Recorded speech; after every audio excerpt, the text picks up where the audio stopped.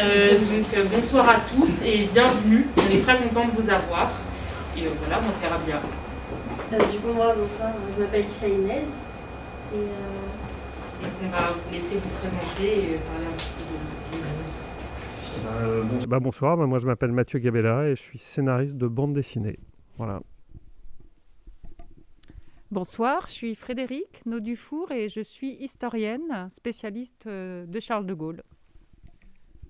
Bonsoir, moi je suis Christophe Regnault et je suis dessinateur de bande dessinée. Donc pouvez-vous nous parler de votre parcours scolaire et qu'est-ce qui a fait que vous êtes arrivé à faire ce que vous faites ?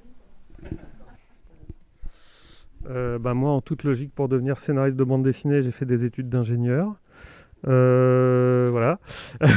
J'ai fait, on va dire, pour faire rapide, je joue au jeu de rôle. C'est bête, mais c'est quand même un trait caractéristique commun à pas mal de scénaristes, de bande dessinée en tout cas. Et voilà, un copain avec qui je jouais, lui, allait se consacrer au dessin. Moi, je finissais mon école et j'hallucinais un peu. Et j'étais un peu déçu parce que j'apprenais, parce que je découvrais dans mes stages. Et en même temps, je le voyais lui se consacrer à sa passion et moi, j'aimais raconter des histoires. Il m'a demandé de lui en écrire une et ça a démarré comme ça. Et j'ai démarré avec un petit éditeur qui s'appelait Petit à Petit, chez qui a démarré aussi notre éditeur actuel. Et c'est là-bas qu'on s'est rencontrés et on se connaît depuis 20 ans maintenant. Voilà. Et moi, je suis allé dans d'autres maisons d'édition et lui aussi. Et voilà. Et un jour, comme il avait fait une formation d'historien, il m'a proposé de travailler sur cette collection. Et comme j'aime l'histoire, j'ai bossé sur cette collection aussi. Voilà. Je vais passer derrière, sinon ça ne va pas aller. Alors moi, j'ai un parcours scolaire qui fait que je me suis intéressée à l'histoire assez rapidement, assez tôt. J'ai un papa qui est prof d'histoire, donc ça m'a un petit peu aidée. Et après, j'ai fait des études plus générales. J'ai été prise à Sciences Po à Paris, donc j'ai pas fait vraiment d'histoire, mais j'en ai fait parmi différentes choses. Et ensuite, j'étais toujours passionnée par ce côté historique, donc j'ai passé un concours pour devenir professeur d'histoire, c'est l'agrégation d'histoire. Et par la suite, comme j'aimais aussi la recherche en histoire, j'ai fait une thèse. Et une thèse, c'est un gros travail qu'on écrit pendant plusieurs années en se consacrant à un thème qui n'intéresse personne d'autre sur Terre que vous et que personne d'autre ne connaît sur Terre que vous et dont vous devenez forcément le spécialiste mondial. Donc c'est plutôt à la fois agréable et en même temps désespérant parce que dès que vous annoncez votre sujet de thèse, personne ne le connaît. Mais bon, bref. Donc j'ai écrit cette thèse et ensuite j'ai été recrutée dans une fondation. En France, il existe plusieurs fondations qui sont consacrées à l'histoire et à des personnages historiques. On peut citer par exemple la fondation Jean Jaurès qui s'intéresse à l'histoire de ce personnage. Et moi, j'ai été recrutée par la fondation Charles de Gaulle qui est à Paris, rue de Solferino, et qui essaye de faire vivre et connaître l'œuvre du général de Gaulle. Et donc, c'est comme ça que j'ai appris à connaître ce personnage pour lequel je n'avais pas a priori d'atome crochu, mais que j'ai appris à apprécier. Donc, j'ai écrit plusieurs livres sur lui, sur sa famille, sur son épouse. Et puis, donc, il y a 2 ans, Glénat et Fayard, j'avais déjà publié une biographie chez Fayard, la biographie d'Yvonne de Gaulle, la femme du général. Donc Fayard et Glénat m'ont demandé si je voulais participer à cette bande dessinée comme conseiller historique. Et c'est la première fois qu'on me demandait une chose pareille. Alors comme j'aime le jeu, j'ai accepté. Et je me suis dit que ça allait être un projet assez cool. Et en fait, c'est pas cool du tout. En fait, c'était beaucoup de travail, beaucoup plus que ce que je pensais. Mais ça m'a beaucoup plu parce que contrairement au travail d'historien, qui d'habitude est un travail très solitaire, parce qu'on est dans nos archives ou avec nos témoins, puis on est devant notre ordinateur à écrire, là, la grande différence, c'est que c'est un travail d'équipe et qu'il faut interagir avec tout un tas d'acteurs dont j'ai découvert les métiers. Et notamment mon voisin qui va maintenant vous présenter son parcours. Donc moi je suis donc le dessinateur je suis le storyboard sur cet album, mais également le dessinateur de la couverture. Je vais vous expliquer pourquoi il y a des petites nuances. Je suis passé mon enfance à lire des BD que mon père avait dans sa bibliothèque. Il m'a fait découvrir beaucoup d'histoires. Et puis petit à petit, la passion s'est emparée de moi et du coup j'ai voulu dessiner. Je faisais que ça, donc j'ai un peu, je vais pas dire raté ma scolarité, mais presque, pas très loin en tout cas. J'ai fait le minimum syndical pour pouvoir ensuite me déboucher sur du dessin. Donc j'ai fait une école de dessin à Lyon qui s'appelle l'école Émile Cole, dans laquelle on apprend du dessin de manière académique, donc de la perspective, de l'anatomie, etc. Et ça m'a permis d'avoir une base assez solide. Bon, j'étais déjà très féru du dessin, donc du coup j'aimais beaucoup dessiner. Je faisais que ça, et donc du coup après les années d'études à Lyon, je me suis, on va dire, tourné vers certains éditeurs pour voir si mes travaux pouvaient leur plaire, et puis d'étape en étape, et puis surtout à force de travail, parce que quand on sort d'une école on est encore un petit peu jeune, ce qui est normal, au niveau du dessin, au niveau de la professionnalisation du métier. Et du coup je suis arrivé chez Glénat parce que donc l'éditeur en question m'a découvert et mon travail lui a plu. Il m'a proposé donc différents projets qui étaient en principe généralement tournés justement sur le côté historique ou de reportage. Il a compris qu'a priori mon trait pouvait être suffisant, ou en tout cas pouvait permettre de raconter les histoires de la bonne manière. Donc il m'a mis en lien avec un scénariste, en l'occurrence Mathieu au tout début. Ça fait déjà bientôt 8 ans, 10 ans, je ne sais plus. On a travaillé sur une première réalisation sur Philippe le Bel, qui est donc dans la même collection que De Gaulle. Alors je ne suis pas un énorme féru d'histoire, hein, par contre je suis dans le dessin et j'aime bien mettre mon dessin au service d'histoire parce que ça me permet moi de me cultiver en plus quand je fais toutes les recherches. Ça on va en discuter durant la soirée, mais je fais beaucoup de recherches et ça me permet moi de comprendre qui sont les personnages que je vais raconter. Et puis je passe du temps ensuite à détailler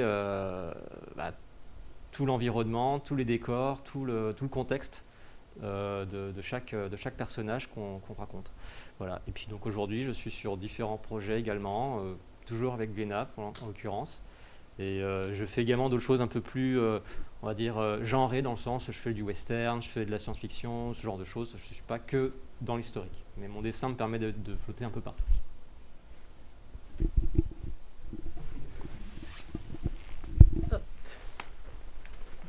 Excusez-moi. Alors, avant de continuer, j'aimerais savoir s'il y a des gens ici qui ont des questions sur le parcours scolaire ou sur... D'accord. Donc, moi, j'avais une question. C'est comment avez-vous pu rassembler des faits historiques dans une bande dessinée qui pourrait intéresser le public et notamment les jeunes? Donc, cette question, ça peut s'appliquer à un peu vous trois ou plus vous, madame. Quelqu'un. On va passer derrière. J'attaque ou tu veux le faire donc, en fait, la question elle est super vaste finalement. C'est toute la démarche scénariste et historien sur finalement comment on écrit, comment on met en bande dessinée, comment on fait une proposition au dessinateur pour de sélection d'événements et de dramatisation d'événements pour que on va parler de choses sérieuses, de personnages existants, etc. et tout, et en même temps que ça soit pas trop ennuyeux. Ce que je disais, parce qu'on a un peu discuté tout à l'heure. Je me défausse sur mon éditeur, je reprends son expression. Il avait dit: je veux pas qu'on fasse des BD à la papa. Voilà. Et en gros, je savais très bien ce qu'il voulait dire par là, à savoir une vignette, un narratif pour dire voilà ce qui s'est passé à telle date. Une vignette, un narratif pour dire voilà ce qui s'est...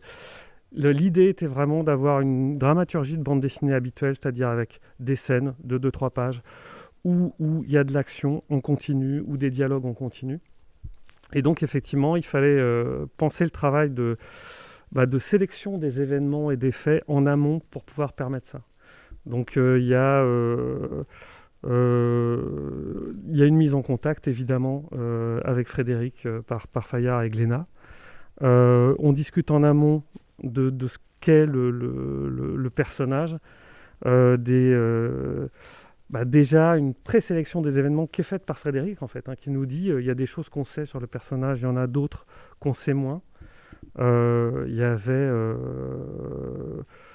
moi ce qui m'avait marqué c'était c'est bête mais la pilule qui est dans le 3e tome, parce que on parlait la pilule contraceptive, on parlait du couple on parlait, enfin je sais que c'est pour De Gaulle, pour tout le monde, c'est la Deuxième Guerre mondiale. Voilà, il y a toute sa période de formation que je connaissais absolument pas, on en a parlé, pendant notamment les tranchées, le fait qu'il a été prisonnier pendant la quasi-totalité de la Première Guerre mondiale, alors qu'en fait il voulait être un héros d'une certaine manière. Donc, et puis la pilule par exemple, c'est des petits détails, mais c'est des choses intéressantes parce que c'est des épisodes mal connus, et pour un scénariste c'est vachement important de mettre des petits événements un peu plus vrais que nature et un peu marquants comme ça. Donc il y a une conversation dans le 3e tome à table avec la famille où il y a Yvonne qui pousse pour l'adoption de la pilule contraceptive, alors que lui, il est quand même assez rigide et il aurait dit ou à Yvonne ou à son entourage politique, on va quand même pas rembourser la bagatelle. En gros, voilà, il était assez psychorigide sur ces questions-là et je trouvais ça assez marrant, illustrant bien le personnage. Donc voilà, c'est des choses comme ça, on regarde déjà en amont les couleurs, les moments forts évidemment, les périodes connues, les périodes moins connues mais très intéressantes. Et puis après, pour le scénariste, moi je m'organise, je lis un gros bouquin de référence ultra chargé. Donc là, j'ai lu, j'ai déjà oublié son nom, c'est Jean Lacouture, voilà, la biographie de Lacouture. J'annote tout, c'est l'enfer en fait. Je recopie quasiment le bouquin sur un fichier Word en fait. Et je repasse quand même dessus et je sélectionne effectivement les choses qui m'interpellent. On repère les entourages des différentes périodes. La dramaturgie, c'est des interactions entre personnages, c'est des personnages, c'est identifier ce qu'on appelle l'arche des personnages. Dans Game of Thrones, n'importe quelle série et tout, vous verrez des personnages évoluer. Et il faut savoir comment les vrais personnages, si vous voulez raconter une histoire sur les personnages, il faut savoir comment ils vont évoluer aussi. Donc ça, on essaie de l'identifier avec l'historien. Lui, il a une formation militaire qui le fait évoluer. T'en parleras mieux que moi, hein. Là vraiment je parle de l'aspect dramaturgie. On identifie évidemment ses objectifs. Son objectif dans le premier tome, dans la première partie de sa vie, ça va être d'abord de devenir un grand soldat. Et puis au bout d'un moment, quand la Deuxième Guerre s'annonce, ça va être de réveiller les consciences par rapport aux chars, l'importance d'une armée de métier, ce genre de choses. Voilà, Deuxième Guerre mondiale, ne pas se laisser abattre. Voilà. Pour un scénariste, c'est important d'identifier ça parce que ça construit l'objectif du personnage et on a vraiment la direction narrative, c'est j'ai un but, il y a des obstacles, les politiques qui ne veulent pas bouger, tout simplement l'abandon, les alliés pendant la Deuxième Guerre mondiale, les Anglais, etc. Donc c'est de la dramaturgie, identifier l'objectif, les problèmes à résoudre. Et puis, il y a des choses un peu plus... c'est avec l'expérience qu'on arrive à l'identifier, mais ce qu'on appelle le thème. Il y a des producteurs ou même des scénaristes qui vous parleraient de conflits internes, en gros. Qu'est-ce qui se passe dans la tête du personnage ? Ça aussi, ça c'est compliqué parce que c'est pas des personnages de dramaturgie, ils vivent pas toujours des périodes comme ça. Lui, il en a vécu. Il a vécu des moments de défaite de défaite interne entre guillemets, d'abandon, des moments où il a dit je me casse, j'en ai ras le bol. Pendant la deuxième guerre, il y a eu un moment où il s'est barré. Mai 68 évidemment, mai 68, donc ça ce sera le 3e tome. À un moment, il se casse, on ne sait pas où il est pendant plusieurs heures. Et ça c'est pareil, pour un scénariste c'est intéressant. Donc en gros, c'est tous ces moments-là qu'on va essayer d'identifier. Et puis après, qu'on va essayer de faire rentrer parce que, pareil, avec l'expérience, au début, j'y arrivais pas, maintenant j'y arrive mieux. Il faut faire rentrer ça dans 46 pages. Et ça, c'est l'enfer. C'est l'enfer même quand c'est une création. Mon éditeur se marre. C'est méchant. Mais c'est effectivement, c'est compliqué de faire rentrer une histoire, des arches dramaturgiques, tout cet accomplissement dans 46 pages. Si tu devais être plus précis, c'est même du 8 cases par page maximum. 2 bulles de dialogue, c'est vraiment des espèces de gabarits qu'on a en tête parce que c'est les usages et voilà, et c'est tout ça le métier de scénariste, ce qu'on fait en amont et puis ensuite petit à petit, et il y a un aller-retour évidemment permanent avec Frédéric pour me dire c'est vrai, ça s'est passé comme ça aurait pu, ça s'est pas passé comme ça, ou même carrément ça c'est nul, on n'en a pas besoin. Non, elle a jamais dit. Non, elle a jamais dit ça comme ça. Mais il y a parfois, elle a dit pourquoi on s'attarde là-dessus, on s'en fout. Et par contre, elle a elle a souligné des moments qui étaient plus importants, qui étaient méconnus, qui n'étaient pas dans la couture. Elle a évidemment validé un certain nombre de choses, complètement. Et puis, elle a même fait des promotions dramaturgiques. Le premier tome démarre avec l'annonce de la mort de De Gaulle. Et ça, c'est une réalité. C'est pareil, je ne savais pas. Et ça, bon, moi, j'étais super content de démarrer avec ça. On annonce à son père qu'il est mort. C'est vraiment arrivé. Bon, enfin, voilà. Donc, et... Ouais.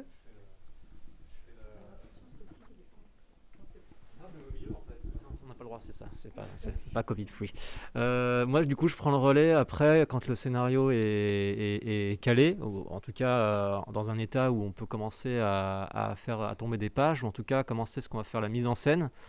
Comme Mathieu l'expliquait, donc il a fait un travail de condensation de l'histoire pour que ça puisse tenir en 46 pages, ou en tout cas 3 fois 46, puisque c'est donc 3 tomes. Et moi, je m'attelle à la mise en scène et à la narration pour que justement le lecteur ne soit pas perdu dans les planches et surtout qu'il ait envie d'aller jusqu'au bout de l'histoire. Donc ça va être des techniques aussi de narration pour faire en sorte, par exemple, qu'à la fin d'une page, on ait envie d'aller à la suivante. Et également de donner, on va dire, des cases qui soient épiques, peut-être, pour certains passages. Et quand il y a beaucoup de verbes, beaucoup de dialogues, à moi de donner une mise en scène qui soit pas trop, on va dire, plombante, pas trop fatigante, ou pas trop fatigante à lire. Il faut aussi que... En gros, je fais un travail comme au cinéma, de mise en scène, c'est-à-dire que je fais un casting, je fais également j'essaie de faire le jeu d'acteur, c'est important pour qu'on puisse avoir des interactions entre les différents personnages et qu'on ressente véritablement ce qui se passe entre eux, s'ils sont en colère, enfin bref, toutes les émotions. Donc ça, c'est l'étape qu'on fait au storyboard et qui permet du coup à Mathieu et à l'historienne donc de visualiser clairement les choses par le biais du dessin un petit peu esquissé et qui permet justement de donner une première base à l'histoire et qui donne après, on peut retravailler, quoi. On peut couper certaines scènes, certains passages, réduire certains dialogues ou les rallonger si c'est nécessaire en fonction des choses qui sont importantes à dire. Et donc moi, mon travail, c'est ça. C'est essentiellement de faire la mise en scène. C'est vraiment pour réduire le truc. Le premier jet de la bande dessinée, voilà. Et une fois qu'on a tout le livre sous les yeux, dans cette espèce de dessin un petit peu vraiment esquissé, hein, c'est pas du tout détaillé, je laisse les détails au dessinateur qui va s'atteler aux uniformes s'il y en a, voilà, aux chars s'il y en a, enfin en gros à tout ce qui est vraiment important à dessiner et à retranscrire comme ce l'était à l'époque. Il y a un travail de reconstitution historique qui est très dur en fonction de certaines périodes qu'il demande. Sur le Moyen-Âge, c'était très compliqué parce qu'on n'a pas beaucoup d'informations, on n'a pas de photos, hein, clairement. Et puis, c'était pas les gravures de l'époque qui permettaient de comprendre à quoi ressemblaient les gens. Par contre, aujourd'hui, avec les photos sur De Gaulle, c'était beaucoup plus facile. Mais une photo en noir et blanc, c'est bien pratique, mais les cadrages de l'époque, c'était pas ceux qu'on a aujourd'hui au cinéma quand on va voir Avengers ou ce genre de choses.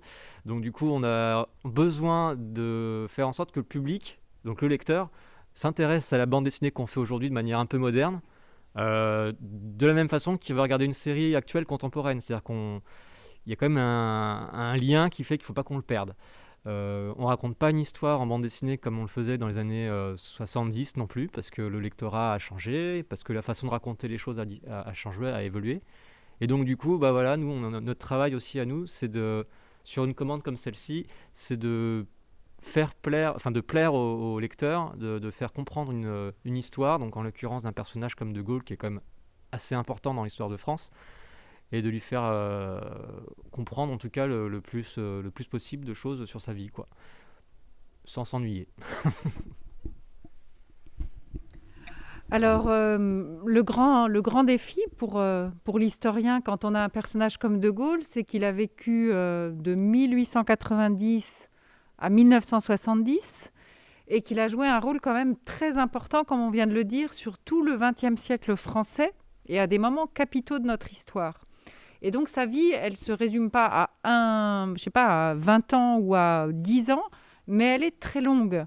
Et ce qui veut dire que, déjà, on se pose la question de savoir comment on va faire rentrer toute une vie dans une bande dessinée. Alors heureusement, Glénat et Fayard ont été très gentils. Ils nous ont accordé 3 tomes pour le faire. Il y a peu de personnages dans la collection qui ont 3 tomes. Je crois qu'il y a Napoléon et c'est tout. Donc moi, j'étais contente parce qu'on avait mis De Gaulle sur le même pied que Napoléon. Et comme lui, il s'est beaucoup inspiré de Napoléon dans sa vie, c'était un petit clin d'œil. Donc déjà, on avait 3 tomes, ce qui était une bonne chose. Mais même condenser une partie de sa vie dans un seul tome, c'était très compliqué. Donc déjà, ces tomes, ils correspondent à des chronologies précises de sa vie. Le premier tome, il va de sa naissance à 1940. Et notamment, il y a une très grande partie qui est consacrée à la Première Guerre mondiale, parce qu'effectivement, comme l'a dit Mathieu, peu de gens sont au courant que Charles de Gaulle, il a été un combattant de la Première Guerre mondiale, un poilu. Il a combattu dans les tranchées, il a été blessé à 3 reprises, il a été laissé pour mort à la bataille de Verdun, il a été fait prisonnier par les Allemands, il s'est évadé à 5 reprises, il a été repris. Donc il y a toute une partie de ce parcours qui était importante à montrer. Le second tome, on l'a consacré assez logiquement à la Seconde Guerre mondiale, parce que c'est là que naît le personnage historique, c'est là qu'il devient connu des Français. Il lance son appel le 18 juin 1940, il va créer un grand mouvement de résistance. Et le dernier tome, il est consacré à la dernière partie de sa vie, quand il devient le fondateur de la Ve République et le président de cette Ve République. Donc une fois qu'on a fait ce découpage, la difficulté, c'est qu'il faut, comme l'a dit Mathieu, qu'on donne quelque chose à voir aux gens. On ne peut pas mettre que des discours du général de Gaulle, on ne peut pas mettre que ses écrits. Moi, je suis très intéressée par la dimension intellectuelle du personnage, par sa réflexion sur la stratégie militaire, sur la politique économique, sur la politique internationale. Mais tout ça, dans une bande dessinée, ça ne marche pas. Donc, il faut trouver un moyen d'accrocher le lecteur tout en restant historiquement équilibré et juste. Donc, une grande partie du travail, ça a été d'équilibrer les différentes thématiques. Par exemple, pendant la Seconde Guerre mondiale, il fallait le montrer à Londres, mais il fallait le montrer aussi dans les autres endroits où il s'est rendu au cours du conflit, que ce soit en Afrique, à Brazzaville, à Alger, que ce soit au Liban. Il faut montrer les différents acteurs avec qui il a travaillé. On a dit il y a un casting, et on a fait la liste de tous les personnages qu'il ne fallait pas louper dans une bande dessinée comme celle-ci. Que ce soit Churchill, que ce soit le président américain Roosevelt, que ce soit les grands généraux comme Catroux, comme Leclerc pendant la Seconde Guerre mondiale, ou le maréchal Pétain, donc tous ces gens-là. Et puis j'ai tenu que dans chaque tome, on consacre une part importante à sa vie privée, parce que c'est bien gentil d'être un grand homme, mais il ne faut pas oublier que tout grand homme, il a aussi une famille, il a des parents, il a des enfants, il a des frères et sœurs, et ça nous renseigne aussi sur son caractère, ça nous renseigne sur sa manière d'envisager le monde. Et c'est pourquoi, notamment dans le second tome, il y a une place importante qui est consacrée à son 3e enfant, qui est Anne, et qui est née handicapée mentale. Elle était trisomique. Et on l'a montrée à plusieurs reprises sur les pages parce que ça peut paraître anecdotique de la mentionner. Mais ça nous montre que De Gaulle avait une grande tendresse pour cet enfant. Ça nous montre que donc il avait une grande humanité et qu'il attachait de l'importance à protéger quelqu'un qui était handicapé mental, surtout à une époque où, il faut le rappeler, les nazis, Hitler en premier lieu, avait décidé d'exterminer les handicapés mentaux en Allemagne en prétextant qu'ils coûtaient cher à la société et qu'ils ne rapportaient rien. Donc, vous voyez, un détail intime peut nous renseigner sur la vision du monde, sur la vision de l'humanité que peut avoir un personnage. Voilà. Et puis, pour le 3e tome, il a fallu équilibrer sans arrêt, comme il est président de la République. Vous vous rendez compte, un président de la République, il touche à tous les domaines. Il a fallu équilibrer entre la politique qu'il a menée pendant la guerre d'Algérie, qui occupe une grande place du tome, parce que c'est tellement important et en même temps tellement compliqué. C'est une période tellement complexe de l'histoire de France, entre sa politique internationale, la politique intérieure, le fait qu'il est contesté par les ouvriers à certains moments, par les mineurs, par les étudiants, le fait qu'il mène une politique de grandeur. Donc il faut montrer tous ces aspects-là. Et on est toujours frustré parce qu'il faut retirer beaucoup de choses. En fait, il faut aller à l'essentiel. Et bon, j'espère qu'on a réussi à faire quelque chose d'à peu près complet. Et puis on a terminé le 3e tome que vous découvrirez bientôt parce qu'il sort le 4 novembre, c'est ça, en librairie.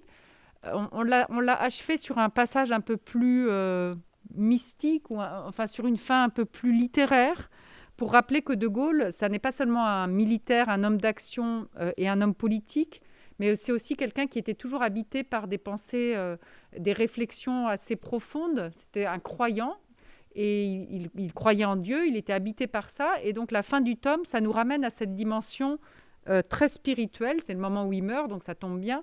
Et on a une ouverture comme ça vers un domaine un peu inaccessible de sa personnalité, qui est justement cette foi, cette espérance, cette croyance qu'il a en lui.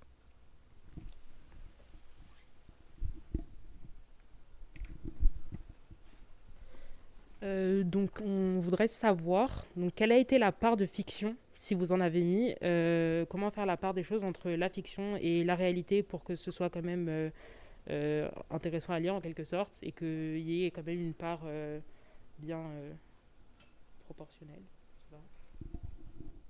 Je réponds et puis je mets le micro.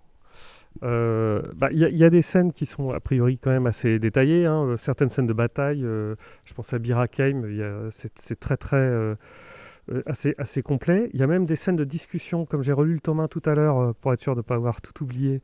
Il y a au moment où c'est la débâcle, ils sont vraiment en train de perdre parce que l'Allemagne rentre sur le territoire français. Il y a une discussion entre De Gaulle et Weygand, je crois. Et a priori, lui, De Gaulle l'a retranscrite, Weygand l'a contesté. On l'a remise en disant que Weygand l'avait contesté, mais voilà, on a une conversation assez précise. Comme il a beaucoup écrit, il a écrit ses mémoires, il y a des scènes, vraiment des scènes de dialogue qu'on a, quoi, et un certain nombre d'entre elles sont confirmées en plus par les observateurs extérieurs. Il y a plein de citations, il y a plein de phrases connues, la réforme oui, la chienlit non, voilà, des choses comme ça. Et après, effectivement, il y a des scènes qu'on va inventer. Moi, je suis encore resté un peu sur le tome 3. Il y avait notamment les discussions au moment de mai 68, les discussions sur tout ce qui est décolonisation, avec notamment Jacques Foccart, où là, on est sur des aspects litigieux, mais il faut quand même en parler, parce que ces discussions, elles ont sans doute eu lieu. Et donc, on fait dire aux gens des choses qu'ils auraient sans doute dit, mais évidemment sous validation avec vérification de Frédéric. Il y a la part fictionnelle, elle est quand même on dit fictionnelle, chez nous les scénaristes, elle est assez limitée quand même, hein. Tout est à peu près recoupé. Et tout est validable d'une certaine manière. Je réfléchis à d'autres exemples. Voilà, on sait qu'Yvonne poussait pour cette fameuse pilule. On sait que lui était plutôt contre, mais qu'il a cédé. On imagine une scène de famille. On sait que la famille était de droite, assez catho, etc. Donc, à partir de là, on tisse un dialogue.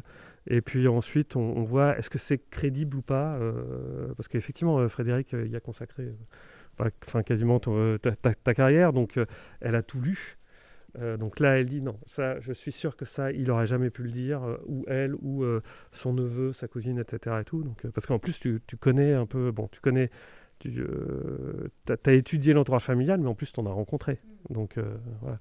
Et puis même des collègues. Il y a la scène, et après je te passe le micro, il y a une scène d'engueulade avec le général Massu. Il y a deux scènes avec Massu.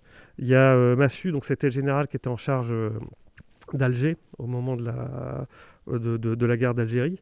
Et il y a une scène où il s'engueule parce que Massu commence à être un peu déçu, comme beaucoup de militaires, de la stratégie de Gaulle. Et en fait, De Gaulle est en train de mettre en place l'abandon de l'Algérie, le retrait d'Algérie. Et les militaires n'avaient pas compris ça comme ça. C'est les militaires qui ont appelé De Gaulle au pouvoir, notamment, justement pour essayer de garder l'Algérie. Donc Massu s'engueule avec lui. Donc on sait que l'engueulade a eu lieu, Massu en parle. On sait que... Moi j'avais vu une interview de Massu disant... ne traitant pas De Gaulle de con, mais disant que tous les autres autour de lui le sont. Donc ça, on le place, et puis on vérifie si ça marche ou pas. Et puis il y a la scène de mai 68, où on sait que pendant des heures, il n'est pas là. Pareil, Massu en parle. Peut-être qu'il se donne le beau rôle, on ne sait pas trop, mais pareil, je reprends ce qu'il dit. Je reprends ce qu'il aurait dit à De Gaulle, en gros, qu'il lui botte un peu le cul. Et puis pareil, on vérifie, est-ce que c'est crédible, est-ce qu'il y a des choses que j'aurais pas dit, voilà. Ce que je peux ajouter, c'est que la bande dessinée, elle diffère pas tellement dans le rapport entre la fiction, ce que vous avez dit, ce qui est vrai et ce qui est pas vrai. La BD, elle diffère pas tellement des autres livres d'histoire, parce qu'un livre d'histoire, c'est toujours un récit. Donc quand on raconte quelque chose, il y a toujours une part subjective. On le raconte toujours d'une certaine façon, et la façon dont on le dit, forcément, ça influence, ça donne une vision de la réalité qui est forcément différente de ce qui s'est passé le jour où ça s'est passé. Chacun d'entre vous peut en faire l'expérience. Quand il se passe, par exemple, je sais pas, une dispute dans une famille, et qu'après vous allez la raconter à votre grand-mère ou à quelqu'un d'extérieur, vous allez la raconter d'une certaine façon. Et si c'est une autre personne de votre famille avec qui vous vous êtes disputé qui la raconte, il va la raconter d'une autre façon. Vous n'aurez pas le même récit. Et donc, tout récit est déjà une entrée dans une part subjective. Et la bande dessinée, elle n'échappe pas à ça. Avec quelque chose de supplémentaire, c'est qu'il faut dessiner, représenter les choses. Et que là aussi, dans le dessin, on a forcément une part de subjectivité. Par exemple, on ne peut pas savoir quel costume ou quelle était la couleur de Gaulle tel jour de 1962 quand il avait un dialogue avec je ne sais pas quel conseiller. Impossible de le savoir. Voilà. Donc là, on est obligé d'inventer. Cette part d'invention, elle n'est pas très grave. Elle ne change pas le cours de l'histoire. C'est un peu comme ça qu'on a procédé. C'est-à-dire que tout dans la bande dessinée est plausible. Tout est hautement vraisemblable et parfois avéré. C'est-à-dire qu'il y a des choses, il y a des dialogues qui sont des reprises de dialogues rapportés par des témoins. On les a recopiés mot pour mot. Et puis, il y a des choses sur lesquelles on a été obligé d'être un peu plus inventif, mais toujours dans le respect d'un cadre historique qui est, lui, totalement validé. Par exemple, moi, je pense à une scène où on est à Londres. De Gaulle vient de lancer l'appel du 18 juin pour dire aux Français « hors de question d'arrêter le combat, il faut continuer à lutter contre les nazis, on a des alliés, on a un empire, on peut gagner ». Et au lendemain de cet appel qu'il lance, il découvre, il apprend que le maréchal Pétain, qui lui a pris le pouvoir en France, est appelé à cesser le combat contre les nazis. Il apprend que le maréchal Pétain s'apprête à signer un armistice avec les nazis. Et de Gaulle, évidemment, ça c'est contraire à toute sa vision des choses. Lui, il veut continuer le combat. Mais comment représenter cette scène ? On ne savait pas trop comment faire, donc on a décidé de montrer de Gaulle dans son bureau à Londres, en train de lire un journal. Dans le journal, il voit la déclaration de Pétain disant il faut faire un armistice avec les Allemands. Et on voit de Gaulle qui est furieux, il chiffonne le journal dans sa main et il le jette à la poubelle. Là, on est dans un exemple vraiment parfait d'invention de notre part, parce que d'abord, je ne sais pas si de Gaulle a eu connaissance de ce message de Pétain dans un journal, ou s'il l'a entendu à la radio, ou si un espion ou quelqu'un le lui a rapporté. Je ne sais pas s'il s'est mis en colère ce jour-là. On le représente vraiment avec, sur les traits du visage, un vrai cri. Il est furieux. J'en sais rien. C'était quelqu'un d'assez... qui savait se tenir. Généralement, il n'exprimait pas trop ses émotions, donc peut-être qu'il n'a pas montré cette colère. Et enfin, je ne sais pas s'il a chiffonné ce journal, et s'il l'a mis à la poubelle. Mais il faut s'accorder cette liberté. Sans ça, la BD va être très, très ennuyeuse. Il faut qu'on montre de l'action et il faut qu'on traduise sur le visage du personnage l'émotion de ce qu'il est en train de ressentir intérieurement. Et avec de Gaulle, on n'a pas de bol parce que c'est quelqu'un qui a été éduqué au 19e siècle dans une famille très catholique, de la petite noblesse, et où il était interdit de montrer ses sentiments et d'exprimer ses émotions. Il fallait toujours se tenir droit, il ne fallait rien montrer, il ne fallait jamais montrer de la tristesse ni de la colère, il fallait être impassible. Alors vous imaginez 3 tomes avec quelqu'un tout le temps impassible, c'est fort ennuyeux. Donc il faut qu'on prenne ce genre de petite liberté pour que la BD puisse exister. Tout a été dit déjà. Moi, en tant que dessinateur, enfin de storyboarder, la fiction... Alors, quand je reçois le scénario, pour moi, tout est fiction. C'est-à-dire qu'il va falloir que je dessine tout, ou en tout cas que je réfléchisse à tout ce qui est dans une scène dans laquelle on va voir les personnages évoluer. Et du coup, j'ai un énorme travail de reconstitution dans ma tête ou de recherche par le biais d'Internet, des livres, du cinéma, de ce qui a déjà été fait, etc. pour essayer de suivre le plus possible la réalité, quoi. Et du coup, c'est assez compliqué. Donc là, encore une fois, toi, Frédéric, tu as été là pour valider certains choix de ma part et aussi du dessinateur, bien sûr, pour dire, on prend quel char? On prend celui-là, on prend un autre char. Voilà, les chars, c'était compliqué parce que les uniformes, c'est très compliqué. Quand on l'écrit comme un scénariste, sur le cas, c'est très facile. Mais du coup, quand on... Voilà, il parade, etc. Mais... Et il n'y a pas toujours des photos, il n'y a pas toujours des films d'époque, il n'y a pas toujours des... Exactement, ouais. Comme on le voit vieillir, De Gaulle, au début, il est lieutenant. Alors, vous ne connaissez peut-être pas les grades dans l'armée, mais les militaires, ils progressent. Donc, ils sont lieutenants, ensuite capitaine, commandant, lieutenant-colonel, colonel-général. Et l'uniforme, il change totalement à chaque fois. Et donc, si on le représente en 1924, il n'aura pas le même uniforme qu'en 1923, ni qu'en 1927. Et donc, il a fallu vérifier à chaque fois. Et donc ça, c'est un jeu démentiel d'enquête, en fait, de ma part, que après je repasse également aux dessinateurs et aux coloristes, parce qu'ils vont avoir besoin des couleurs et tout ça. Enfin, c'est vraiment, mettez-vous par exemple dans l'idée que pour faire un film, c'est comme pour une BD, il faut réfléchir à tout ce qu'il y aura à l'image, tout ce qu'il y aura dans le cadre. Et donc du coup, de temps en temps, il y a un petit peu de fiction puisqu'on est obligé de faire avec, c'est-à-dire qu'on triche un petit peu. Je ne suis pas certain que les bureaux que j'ai dessinés dans certaines cases étaient vraiment celui de Charles de Gaulle quand il était dans ses locaux à Londres et tout ça, parce que même s'il y a des photos qui existent, elles n'ont pas une super bonne définition, et puis des fois, c'est pas cadré comme moi j'en aurais besoin pour pouvoir le redessiner sous tous les angles. Donc la fiction, c'est une aide, tout en sachant qu'il faut s'en méfier, quoi. C'est dans mon travail de dessinateur, c'est ça. Je fais surtout avec les informations que je peux trouver, que je peux glaner sur Internet, ou même pas que sur Internet, dans tous les autres corps de médias.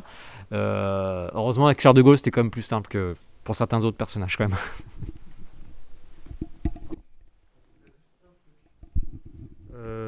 Il y a tout ce qui est fictif, mais la réalité, parfois, c'est quand même vachement intéressant.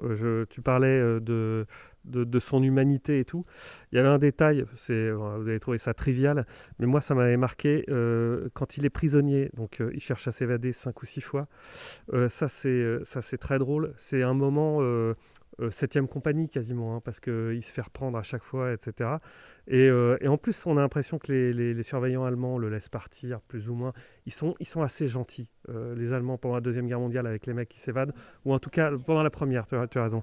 Pendant la Première, c'est quand même, il y a un côté un peu grande vadrouille sur les évasions de Gaulle, sans doute un peu d'autres. Bon, après, ça s'est durci, parce que je crois qu'ils en avaient un peu marre, les surveillants allemands, de le voir partir tout le temps. Et puis, pendant cette période-là, ce qui m'avait marqué, et on l'a dit, parce qu'il fallait le dire, c'est que, je ne sais pas si c'est toi qui me l'avais dit ou si j'avais lu dans La Couture, c'est les prisonniers qui sont avec lui ne vont jamais le voir à poil. C'est-à-dire que c'est des douches communes.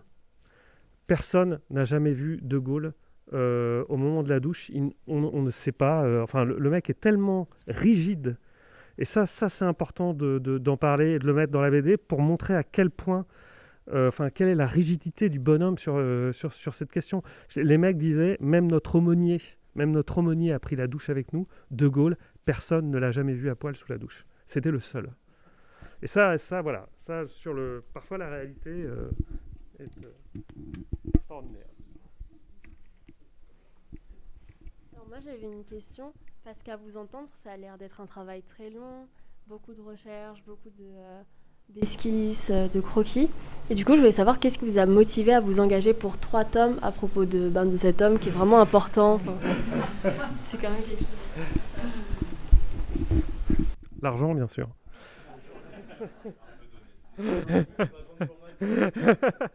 Non, moi, non, j'aime l'histoire. Voilà. Oui, j'aime l'argent, mais j'aime l'histoire. Non, j'aime l'histoire vraiment. Je vais faire rapide, mais quand j'étais au collège et au lycée, j'avais lu. Je m'en suis rappelé après, mais on a démarré avec Christophe par une biographie de Philippe le Bel. Je connaissais déjà le personnage parce que j'avais lu des bouquins dessus quand j'étais au lycée. De ma propre initiative, en fait, j'aimais bien ça. Philippe Auguste, j'ai fait une biographie sur Philippe Auguste. Je me suis aperçu que je connaissais déjà certains trucs de lui parce que j'avais lu du Georges Duby, Guillaume le Maréchal, Le Dimanche de Bouvines. Pareil, je devais être au lycée ou en prépa, non, j'aime authentiquement l'histoire et j'étais content quand Cédric m'a proposé la collection. Et effectivement, De Gaulle, c'était important. Bien sûr qu'on se dit, en plus, on va peut-être faire des ventes et tout, ça va être trop bien. Mais franchement, non, c'est quand tu vois la somme de boulot que c'est à la fin, tu te dis qu'il fallait quand même vraiment aimer l'histoire et le personnage pour le faire, quoi. Voilà. Bon, moi, la réponse est simple, c'est que je travaille sur De Gaulle et que ça me paraissait intéressant d'avoir ce nouveau média pour le faire connaître.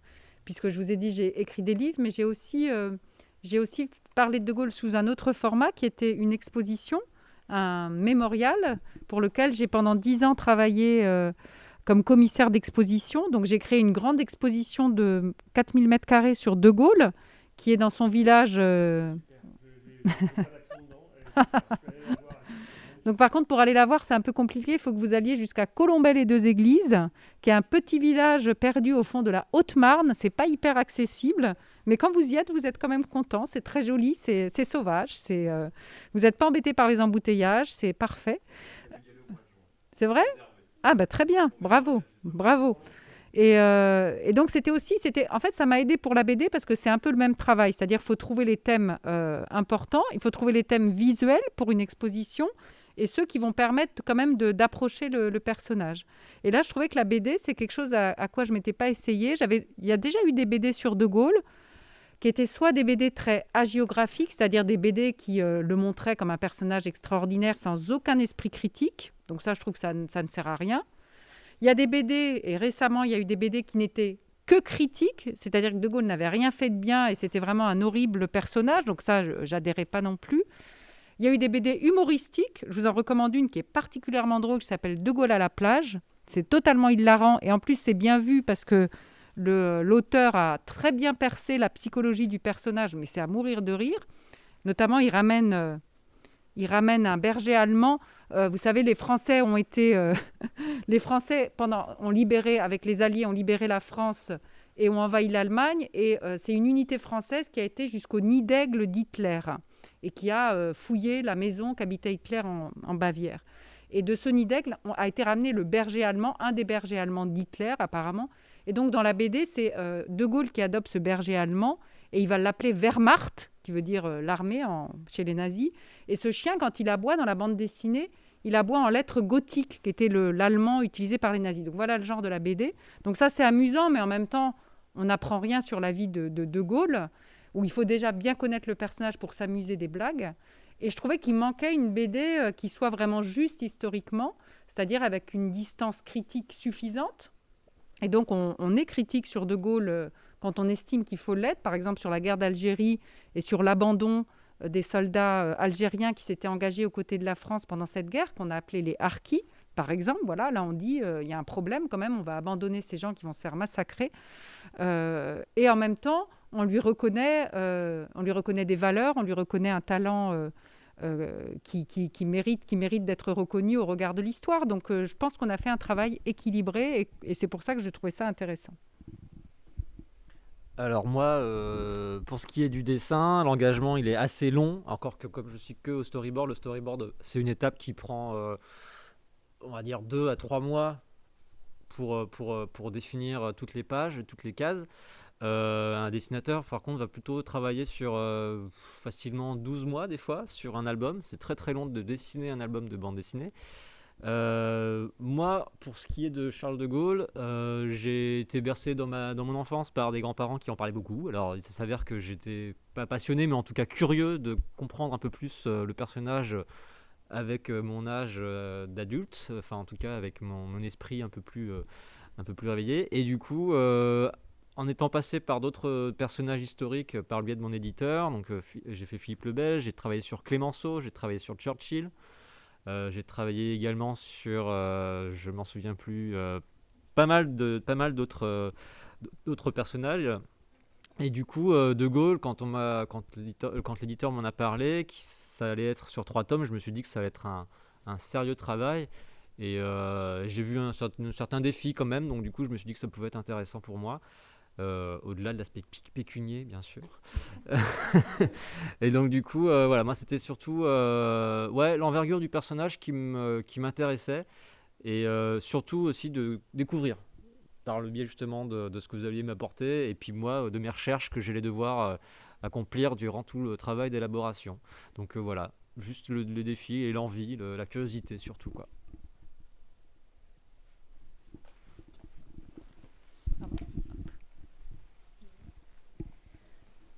Quelqu'un a des questions? Tu peux. Ça va pas aller. On va peut-être parler assez fort et qu'on entende. Merci madame. Oui, c'est-à-dire, je ne voudrais pas s'en sortir du sujet. J'admire votre enthousiasme et tout ce que vous décrivez par rapport à l'envie, cette participation de partir sur ce chantier. Mais en revanche, ce que j'entends pas, et peut-être que ce n'est pas à vous de répondre, peut-être que c'est davantage au public lecteur, c'est-à-dire cette volonté de faire des BD pour apprendre autrement. Bon, c'est une enseignante retraitée qui vous parle, je ne sais pas pour son truc. Vous avez évoqué un support médiatique différent. Donc, voilà. Quel intérêt vous trouvez et est-ce que vous sentez un intérêt supplémentaire, justement, d'apprendre en lisant les textes dont le support, ça va être une BD, et justement, quel attrait ça a?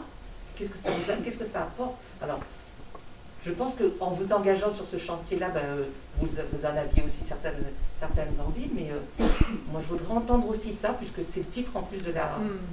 Et là, c'est pas à nous de répondre. Non.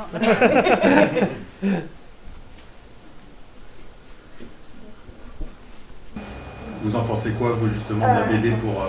Alors, moi, sans porter un jugement négatif à la profession de professeur, parce que je les respecte totalement, c'est un beau métier, mais c'est vrai que le pourcentage de professeurs d'histoire qui donnent réellement envie aux enfants d'apprendre et qui les aident et qui les accompagnent pendant minimum une année est très faible, et du coup avoir à disposition des BD qui sont une BD du coup qui est plus facile à lire qu'un court manuel d'histoire, une BD qui t'aide un peu et qui te fait rire parce que c'est pas vraiment très marrant, mais qui t'apprend des choses comme ça, c'est toujours un petit plus, et ça peut aider les élèves en difficulté qui sont pas bien en cours, qui n'écoutent pas, qui ne travaillent pas.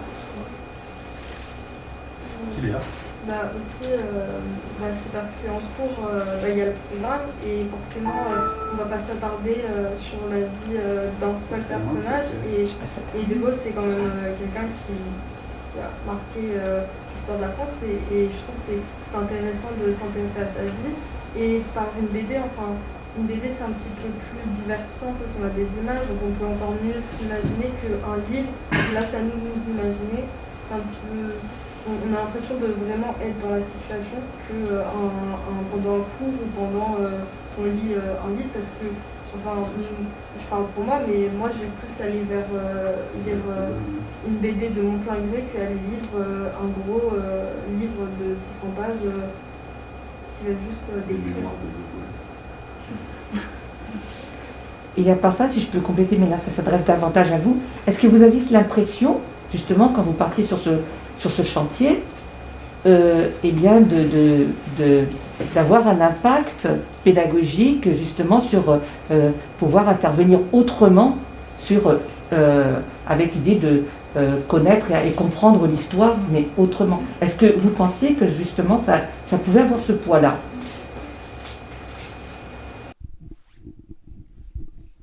Oui, c'est un peu la question essentielle du projet, mais bien sûr qu'on a l'espoir que ça permette à des gens de, comme vous l'avez dit très justement, d'approcher l'histoire. L'histoire, c'est toujours comme un monument, surtout De Gaulle en plus, c'est un personnage, déjà il n'est pas drôle, enfin si, il est drôle, mais on a l'impression qu'il n'est pas drôle, il est grand, il a fait cette histoire très sérieuse, il a créé une république, donc déjà il est très impressionnant. Donc, on n'a pas forcément envie de se lancer dans la lecture d'un livre d'histoire. Et je trouve que la BD, ça lui donne chair. Ça le rend humain, on le voit bouger, on le voit s'exprimer, on le voit dans son contexte. Donc, moi, j'espère vraiment que ça peut être un facilitateur, cette BD, un facilitateur pour rentrer dans l'histoire, ce qui n'exonère pas d'ailleurs de lire d'autres livres. Il ne faut pas lire que la BD sur De Gaulle, bien sûr. Et d'ailleurs, à la fin de chaque tome, vous verrez, il y a un cahier pédagogique qui revient en détail, cette fois sous un format beaucoup plus classique, mais de quelques pages, sur les événements, sur les choix chronologiques qui ont été faits, sur le contexte. Il y a à chaque fois dans ce volume pédagogique une carte, parce que la géographie est très, très importante pour comprendre l'histoire. Donc le premier tome, on a une carte par exemple sur tous les déplacements de Gaulle pendant la Première Guerre mondiale, tous les champs de bataille où il a allé, toutes les prisons qu'il a connues. Sur le second tome, on a le rôle de l'Afrique dans la Seconde Guerre mondiale et les déplacements de Gaulle en Afrique. Et le troisième tome, c'est carrément la carte du monde avec tous les pays que De Gaulle a visités en tant que président de la République, tous les discours célèbres qu'il a fait, parce qu'il y en a un paquet, que ce soit la Mano en la Mano au Mexique, que ce soit Vive le Québec libre à Montréal, que ce soit à Phnom Penh. Je dis ça pour les gens qui connaissent ces choses-là. Le « Je vous ai compris » à Alger, le discours anti-guerre du Vietnam à Phnom Penh, bref. Donc, pour montrer un peu la dimension mondiale. Donc, ce dossier pédagogique, il est là pour justement raccrocher le lecteur qui vient de vivre un peu une histoire comme il aurait vu un film, le raccrocher à une réalité historique plus classique et éventuellement être un pont pour l'amener vers un approfondissement. Mais j'ai compris que ça pouvait être à la fois divertissant ou même intéressant, et peut-être que juste par ce biais-là, j'ai fini par en faire mon métier. Par contre, quand j'ai voulu faire cette bande dessinée aussi, j'ai essayé de me mettre dans la tête de quelqu'un, de toute façon c'était un peu le cas, qui n'y connaissait presque rien sur la vie de Gaulle, et j'allais apprendre des choses. Donc quand j'ai eu la volonté de le faire, c'était aussi pour me dire, attends, comment est-ce que je pourrais raconter ça de la meilleure des façons pour qu'une personne qui n'y connaît rien ou qui a juste envie par curiosité ou peut-être aussi parce que le programme scolaire le demande, s'intéresse à ce personnage-là, quelle peut être ma proposition pour lui dire, tiens, alors en fait, il s'est passé ça, il s'est passé ça, il s'est passé ça dans sa vie. Quand on a tendance à regarder des choses avec du dessin, c'est vrai que c'est un petit peu plus... pour ça, pas pour tous, hein. Je sais bien qu'il y a personne qui... Moi, j'aimais plus quand il y avait des dessins dans les bouquins, bon, d'accord. J'aimais pas lire les gros romans. C'était un peu trop rébarbatif pour moi, donc du coup, je préférais les bandes dessinées. Pas de souci, il en faut pour tous les goûts. Par contre, du coup, quand on a des choses comme ça pour un programme ou pour des personnages complexes, ça me semble pas mal comme amorce d'avoir une bande dessinée. Donc du coup, le dessin me permettant de bien éclaircir certains trucs, et puis de rendre ça un peu divertissant, ouais, c'est ça, oui. Je pense que ça peut distrayant, merci. C'était l'idéal. Et du coup, honnêtement, je vais pas dire que tous les jours je pensais aux étudiants qui allaient lire la BD, mais je me disais quand même que ça pouvait être beaucoup plus intéressant que certains même reportages ou même certains documentaires que moi-même j'ai dû regarder pour l'occasion, qui me paraissaient longs et laborieux et difficiles d'accès, parce que oui, ça reste quand même une période de l'histoire qui est quand même ultra austère, quoi. C'est pas facile, donc s'intéresser à un personnage et de le regarder sous un autre angle, pas distrayant mais juste intéressant, c'était un peu l'approche que moi j'en avais, quoi.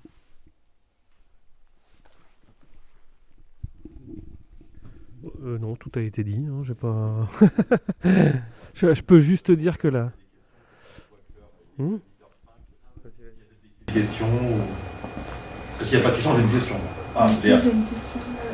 Qui a eu l'idée de mettre De Gaulle en BD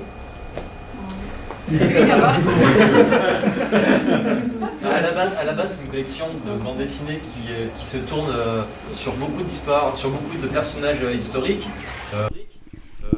Si vous vous intéressez justement à des personnages historiques, il y a toute une collection du coup chez Glénat qui en parle. Et De Gaulle, quand même, on n'avait pas passé à côté. Enfin, j'imagine que mon éditeur dira pas le contraire. Ça aurait été normal de passer. Il disait pas le contraire du tout. Que ça soit Louis XIV, que ça soit Staline, j'ai fait Staline, Churchill, etc. Bon, c'est des grandes figures, Cléopâtre. En gros, vous pouvez penser à plein de personnages que vous avez forcément étudiés, vous allez le faire dans vos études, ou même dont vous entendrez parler parce que c'est de la culture générale c'est de la culture générale, c'est de savoir dans quel pays on vit, etc., dans quoi on vit, pourquoi est-ce que notre pays est comme ça, il fonctionne comme ça poétiquement, enfin, tout est lié entre la géographie, l'histoire et tout ça. Et donc les personnages historiques sont là pour nous rappeler comment est-ce qu'on en est arrivé là. Et donc du coup, De Gaulle, c'était un personnage quand même assez clé pour ce qui est de notre système politique actuel. Et puis, il y a quand même aussi le fait de comparer les choses. C'est-à-dire que si vous comparez la vie de Gaulle et surtout le contexte dans lequel il vivait et le nôtre aujourd'hui, ça permet aussi de comprendre un peu mieux qu'est-ce qu'on fait, comment on gère certaines crises avec des masques, ce genre de choses. Enfin, il n'a pas eu ça, lui, mais bon, quoique.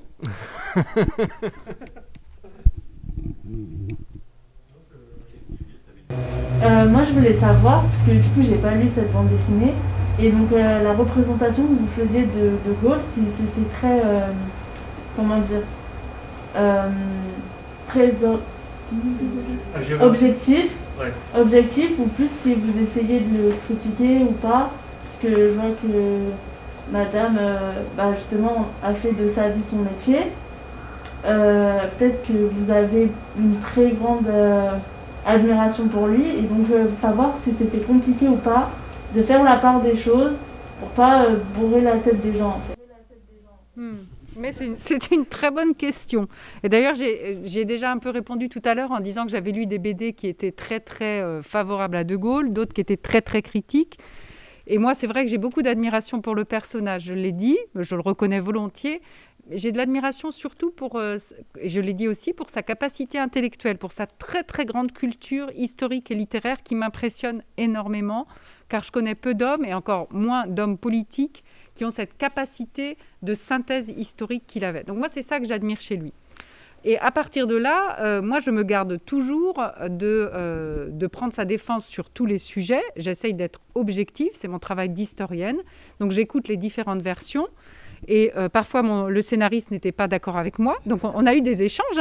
Parfois, ça a permis aussi de remettre la balle au milieu. Quand j'allais un peu trop dans un sens, il me ramenait de l'autre côté.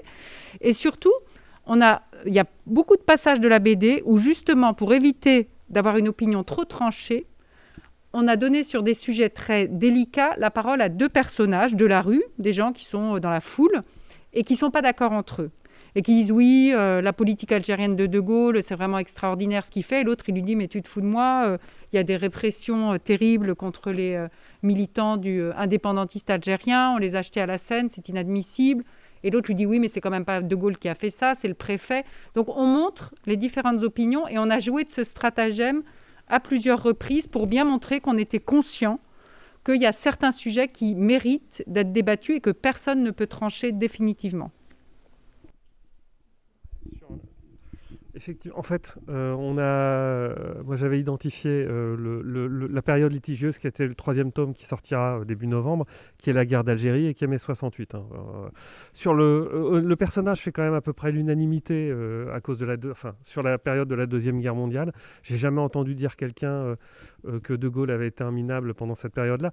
Peut-être qu'il y a quand même... Voilà. Mais alors, je sais qu'il y a eu des différends, notamment au sein de la résistance, avec des gens qui étaient sur le terrain, qui montaient leur groupe et qui disaient « c'est qui ce mec qui est tranquille, là, derrière la Manche, à nous donner des ordres, etc. » Il y a eu des choses comme ça, mais tout ça est connu, tout le monde est à peu près d'accord sur le rôle de chacun, la nécessité de chacun à sa place, etc.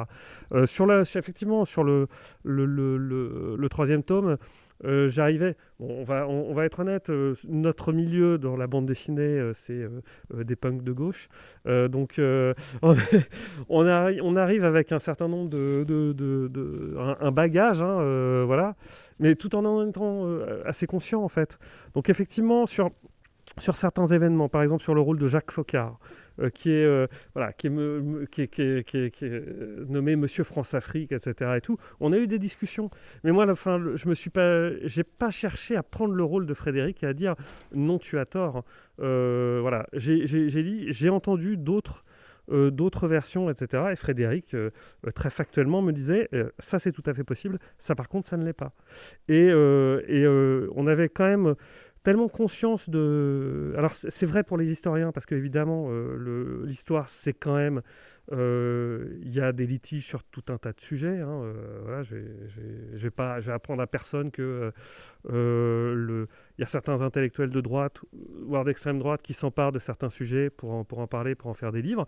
C'est pareil à gauche et à l'extrême gauche. Donc il fallait, sur certains sujets un peu... qui divise un peu, effectivement, il fallait trouver un procédé narratif. Il y a ces 2 séquences où, effectivement, on fait parler des gens de la rue. Il y a une autre séquence, notamment pour évoquer la torture, où là, on le met face à voilà, sa conscience. C'est-à-dire que c'était un personnage qui s'appelle Germaine Tillon, qui a été une résistante, qui est quand même une femme modèle, je crois, un peu, qui a été... ouais. Moi je veux bien. Non, le personnage est intéressant, anthropologue, donc grosse tête, fondatrice du Musée de l'Homme, ou ayant travaillé au Musée de l'Homme, et fondatrice d'un réseau de résistance au Musée de l'Homme pendant la Deuxième Guerre mondiale, pardon, et qui en plus, après, allait dans les Aurès, en Algérie, femme, seule là-dedans, donc très courageuse, très, très brillante, et on met De Gaulle face à cette femme, qui lui dit ça se passe pas bien là en Algérie, la torture, etc. Vous dites que vous arrêtez, mais c'est pas vrai, ça continue. Et on met en scène De Gaulle qui patine un peu, qui cherche à justifier, à dire mais non, mais on a fait ça, on cherche à arrêter. Et elle lui dit non, elle revient à la charge. Donc on a à chaque fois on a trouvé ces procédés pour dire... Très honnêtement, on ne sait pas, sur certains points, on ne sait pas tout à fait la vérité, et on ne peut certainement pas faire dire à De Gaulle là j'ai fait ça, mais c'est vraiment très très mal, j'ai très honte. Non, certaines fois il était convaincu de ses décisions, d'autres fois je pense qu'il était déchiré, mais il fallait qu'il tranche, et il l'a fait, et ça donne quand même, ça a des conséquences humaines problématiques, notamment les harkis. Pareil, sur les harkis, on met en scène un discours avec Mesmer, un dialogue avec c'était le ministre des Armées à l'époque. Les mecs lui disent ça va être une boucherie. Et il dit bah oui, mais je fais pas rentrer tout le monde, j'ai pas d'autre solution. Voilà. Et ça a eu des conséquences.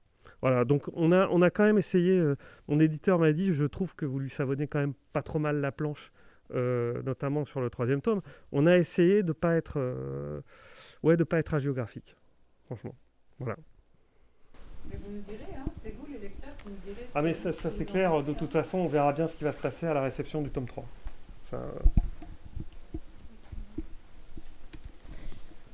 Donc je pense qu'on peut s'arrêter là.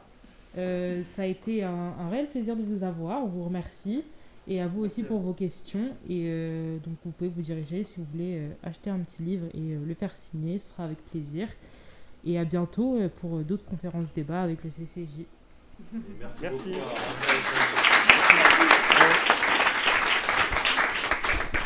Merci beaucoup Mathieu, Christophe et Frédéric pour votre venue. Donc n'hésitez pas, il y a le livret là.